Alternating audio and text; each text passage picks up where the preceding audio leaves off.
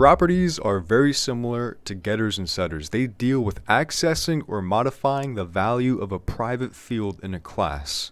So let's create a class and a private variable we will be creating a property for. First, let's create a public class called Delta.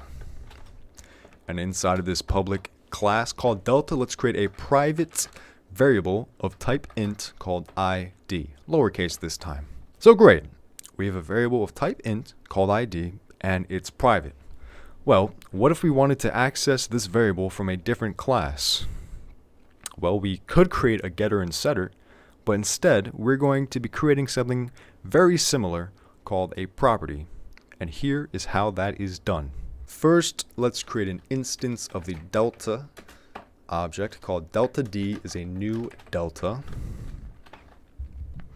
And just to show you that you can access a private variable, type D dot operator, and guess what? You do not have access to ID. So let's make this property. First, type public, followed by the type of the variable, public int, followed by the name of the variable, but it's capitalized, ID.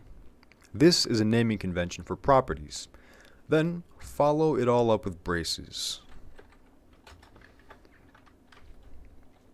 Now, inside of these braces, we're going to be using two new keywords. They are called get and set. And surprise, surprise, these are going to be used for setting and getting information concerning the variable it is attached to, ID. So let's type get braces, followed by set braces. Now, inside of the get, what is it that we want to do? Well, we want to return the value of the private variable. So let's type return ID, followed by a semicolon, because this is a statement. So we're going to return the value inside of this private variable of type int called ID. Now inside of this set, let's ask the same question. What is it that we want it to do? Well, we want to set the value of the private variable with some value. So let's type the identifier of the private variable followed by the assignment operator. And we know how to do that. ID, assignment operator.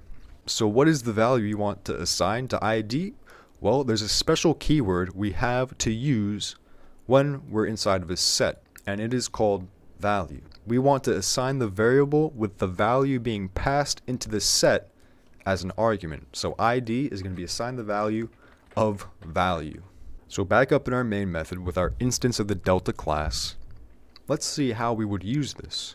Remember how we didn't have access to the private int variable ID? Well, if we type D followed by the dot operator, we notice that we have access to ID, capitalized.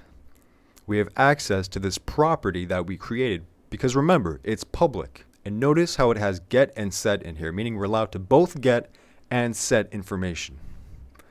So first, let's set some information. You access the property, followed by an assignment operator, followed by the value you want to pass in. So let's make the ID 123.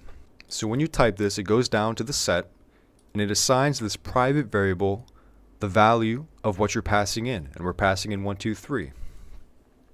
So now let's print to the console what this value would be. So let's access the instance of the class called D, use the dot operator, and this time we're going to be getting the information. And to get the information, you just type in the property, which is ID.